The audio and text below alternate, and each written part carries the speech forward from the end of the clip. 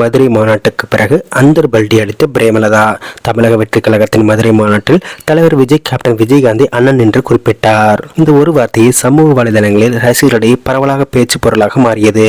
கேப்டனின் மனைவியும் தேசிய முற்போக்கு திராவிட முன்னேற்ற கழகத்தின் தலைவருமான பிரேமலதா விஜயகாந்த், விஜய் எப்போதுமே எங்கள் வீட்டு பையன்தான். எங்கள் குடும்பங்களுக்குள் பல வருடங்களாக உறவு உள்ளது. அவர் கேப்டனை அண்ணன் என்று சொல்வதால் எப்போதும் எங்களுக்கு தம்பிதான் என்று தெரிவித்துள்ளார். இதுவரை தேமுதிக எந்த கூட்டணி பற்றியும் தெளிவாக அறிவிக்கவில்லை.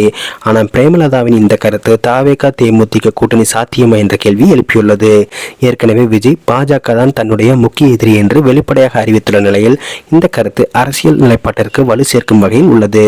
சமூக வலைதளங்களில் விஜய் ரசிகர்களும் விஜயகாந்த் ரசிகர்களும் இணைந்து கேப்டன் தளபதி உணர்ச்சி பூர்வ இணைப்பை ஏற்கனவே போதும் போதும் என்ற அளவுக்கு கொண்டாடி வருகின்றனர். இந்த நிலையில் விஜய் கேப்டனை அண்ணன் என்று சொன்னதும் பிரேமலதா விஜயை கேப்டனின் தம்பியாக ஏற்றுக்கொண்டதும் பெரிய அளவில் வரவேற்பை பெற்றிருக்கிறது. தமிழக அரசியலில் அடுத்த தேர்தல் கூட்டணிகள் முக்கிய பங்காற்றும் நிலையில் பிரேமலதாவின் கருத்து ஒரு சாதாரண நட்பு ரீதியான பேச்சாக இல்லாமல் தாவேகா தேமுதிக இணைப்பின் சிக்னலாகவே பார்க்கப்படுகிறது. இந்த கூட்டணி மட்டும் உறுதியானால் விஜயகாந்த் ரசிகர்களின் பேராதரவை விஜய் பெறுவார் என்பதில் எந்த சந்தேகமும் இல்லை.